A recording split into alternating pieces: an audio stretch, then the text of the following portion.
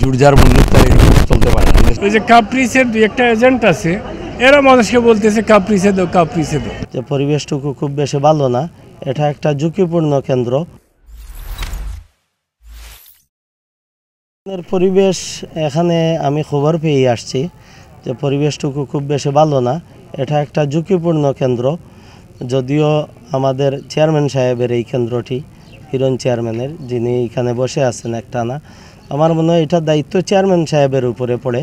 Chairman সাহেব যেহেতু এই ইউনিয়নের, মোগলগাঁও ইউনিয়নের, এবং ওনার ইউনিয়ন সেন্টার এইটি, এই ইউনিয়ন সেন্টারে উনি দায়িত্ব পালন যেহেতু বসে করতেছেন, আমার মনে হয় ওনার দায়িত্ব হয় এই সেন্টারটিকে ঝুঁকিমুক্ত তালিকায়, যদিও এইটা হাইয়েস্ট ঝুঁকিপূর্ণ, এবং আমি অভিযোগ পেয়ে আসছি যে আমার দুই একজন কর্মীকে এখানে একটু বাধা প্রদান করা হচ্ছে। যদিও আমি অভিযোগটুকুর সত্যতা যাচাই করব, এরপরও আমি অভিযোগ পেয়ে আসছি। ভিতরের পরিবেশ ভালো, কিন্তু ভোটার উপস্থিতি খুবই কম। এর কারণ হলো ভোটারদের তো ভয়ভীতি আছে। এই সরকার ঘোষণা করেছিল যে ভোটাররা যাতে নির্বিঘ্নে আসে ভোট দেয়, কিন্তু এখনও ভোটারদের মধ্যে ভয় আছে, কারণ এখন সম্ভবত প্রায় 9:30 হয়ে গেছে। 9:30টায় ভোটার উপস্থিতি আরও বেশি থাকার কথা, কিন্তু ভোট কেন্দ্রের দেখেন লাইনগুলো একদম খালি।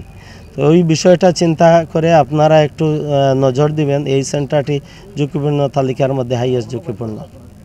খুব আশাবাদী বাড়বে, এবং যদি ভোটাররা বাড়ে, আমি যেহেতু নির্দলীয় নিরপেক্ষ একজন প্রার্থী, আমার মনে হয় আমি বিজয় নিশ্চিত করতে পারবো, এবং সুষ্ঠু ভোট হলে এটা সম্ভব। এবং সুষ্ঠু ভোট তৈরি করার দায়িত্ব ইলেকট্রনিক্স, প্রিন্ট মিডিয়া থেকে শুরু করে আইনশৃঙ্খলা বাহিনী, প্রিসাইডিং অফিসার, সহকারী প্রিসাইডিং অফিসার, সরকারের সমস্ত বাহিনী। এখন পর্যন্ত পরিবেশ ভালোই দেখছি। তো আমি শুনতে পেয়েছি যে আমাদের ওই মোগলগাঁও সেন্টারে আমার এজেন্টদের ঢুকতে দেওয়া হয়নি। এই ধরনের হলে তো যদি জুড়জার বন্ধুত্ব এরকম চলতে পারে না, দেশে তো আইনের শাসন আছে। তো যদি এরকম হয়ে থাকে, আমি রিটার্নিং অফিসারকে বলবো যে এখানে আমার এজেন্টকে ঢোকার ব্যবস্থা করে দেওয়ার জন্য। পরিবেশ আপাতত আমি যেগুলো দেখলাম, পরিবেশ ভালো, এবং ভোটার টার্ন আউটটা এই দিনের যে আবহাওয়া এরকম থাকলে নিশ্চয়ই ভালো হবে। মাত্র শুরু হলো, ঘণ্টাখানিক গিয়েছে, আশা করি ভালো হবে। জয়ের ব্যাপারে আমি 100% প্রত্যাশী, এই কারণেই যে আমি দীর্ঘ 40 বছর যাবৎ রাজনীতির সাথে জড়িত, এবং এই সিলেটের এমন কোনো দাবি দেওয়া নেই যে আন্দোলনের যে দাবি দেওয়া আদায়ের আন্দোলনে আমি ছিলাম না। সুতরাং মানুষ শুধু একজনকে চেহারা দেখলেই ভোট দেবে না, মানুষ তার অতীত কর্মকাণ্ড থেকেই ভোট দেবে। এখন মানুষ অত্যন্ত সচেতন, আমাদের জনগণ। আমি এই সিলেট সদরের মানুষকে আমি অভিনন্দন জানাই যে তারা, আমি যেখানেই গিয়েছি তারা স্বতঃস্ফূর্তভাবে আমাকে অভিনন্দন জানিয়েছেন। এই নির্বাচনের প্রার্থী হওয়ায় আমাকে তারা অত্যন্ত আন্তরিকভাবে গ্রহণ করেছেন। আমি আশা করি যে তারা আমাকে ভোট দেবেন।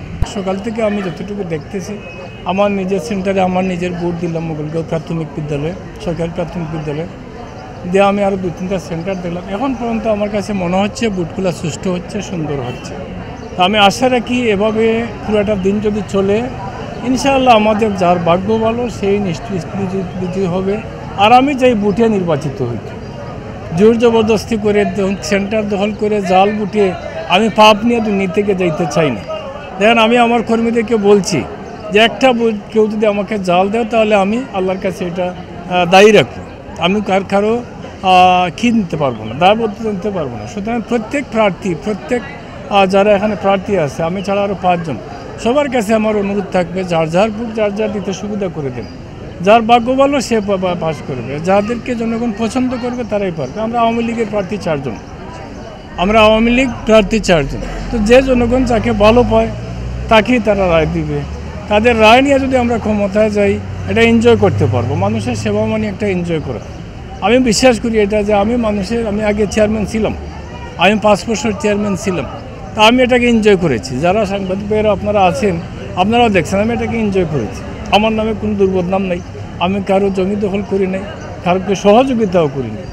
এটা একটা কথা যে আপনি দখল করেন নাই কিন্তু অন্যকে সহযোগিতা করছেন, এটা আল্লাহর রহমতে আপনি ক্লিয়ার, এটা সবাই জানে। আমি কারো পাপ কাজে সহযোগিতা করিনি। এবারও যদি আল্লাহর রহমতে আমি নির্বাচিত হই, ইনশাআল্লাহ সদরের মানুষ দেখবে যে আমি অনেস্টলি তাদের সেবা করে যাব। আপনাদেরকে ধন্যবাদ।